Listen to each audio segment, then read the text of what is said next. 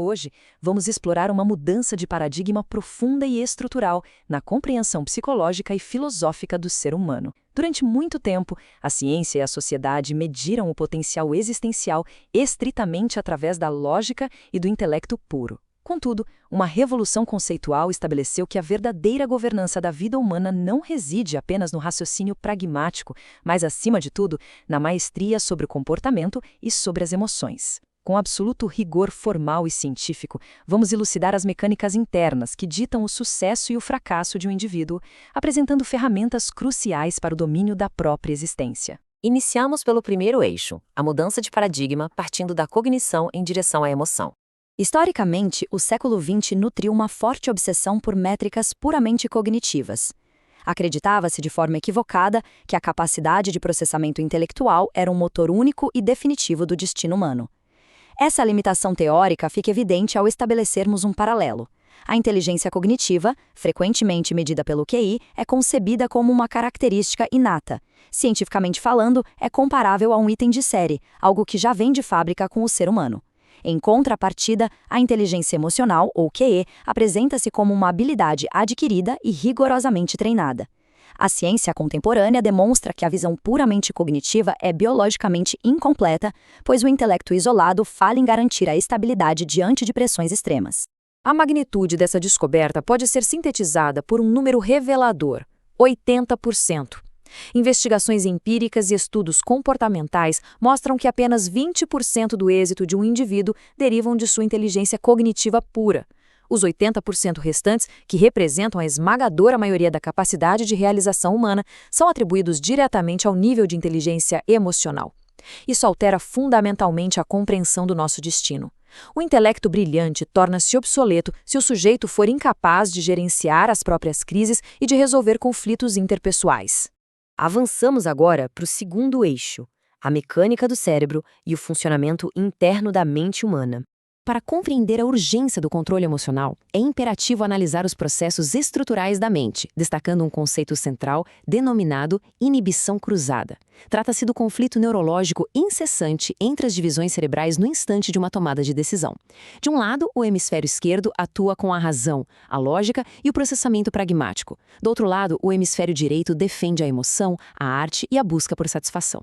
A inibição cruzada ilustra a batalha onde a mente oscila entre aquilo que é logicamente correto para o longo prazo e aquilo que proporciona uma gratificação imediata. Sem a governança adequada, esse conflito inevitavelmente sabota o indivíduo.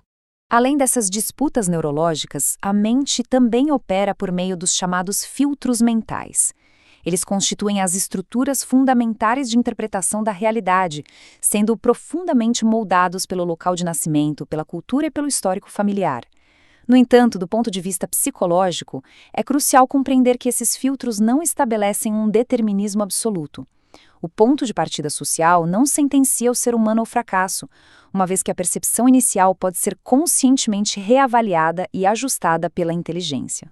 Passamos ao terceiro eixo, os pilares da inteligência e as fundações metodológicas do domínio próprio.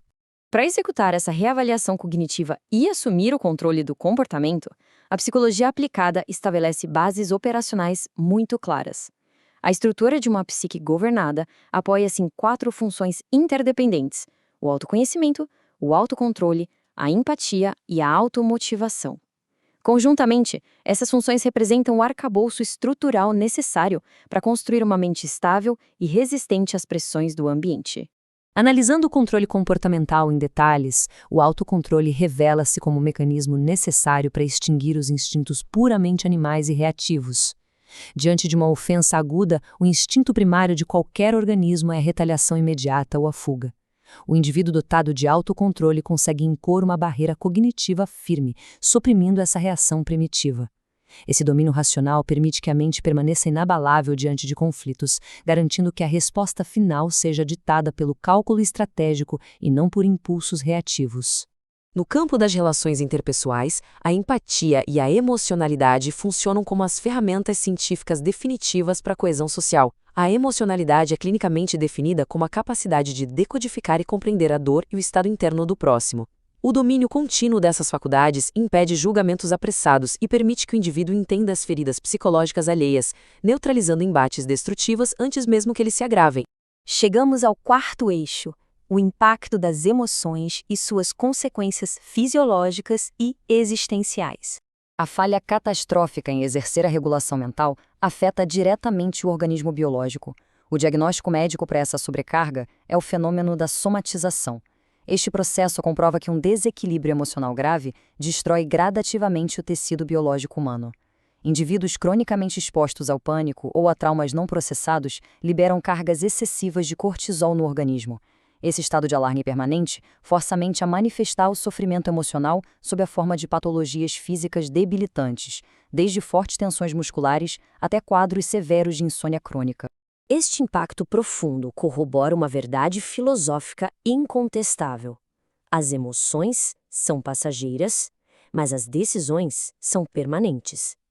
O estado emocional obedece a um ciclo contínuo de flutuação. A raiva mais intensa se dissipa em horas, enquanto a euforia arrefece com os dias. Entretanto, as ações executadas impulsivamente sob o domínio desses estados alterados solidificam-se em danos definitivos. Permitir que a volatilidade emocional dite as ações de uma pessoa é assinar a própria ruína existencial a longo prazo. Visando reverter esse cenário, a ciência psicológica esquematiza a superação como um processo estruturado. O percurso inicia-se na dor, que deve ser reconhecida como um evento inevitável da condição humana. A partir da dor emerge a frustração, que nada mais é do que a quebra de uma expectativa projetada. O ponto de inflexão decisivo, contudo, encontra-se na transição direta para a maturidade. Este é o estágio laborioso onde o sofrimento deve ser ativamente processado, exigindo que o indivíduo abandone qualquer postura de vitimização em prol de um amadurecimento psíquico profundo. Por fim, nosso quinto eixo, a utilidade do conhecimento e a aplicação da inteligência emocional na vida prática. Uma vez compreendido que essas mecânicas internas definem as respostas diante do mundo, é preciso levantar um questionamento fundamental, exigindo uma introspecção rigorosa. Quem realmente governará o futuro do indivíduo? Será uma razão meticulosamente treinada e estruturada, ou serão os sentimentos voláteis e desordenados? A resposta honesta a esta indagação é o divisor de águas entre uma trajetória marcada pela independência e domínio próprio ou uma existência refém das circunstâncias.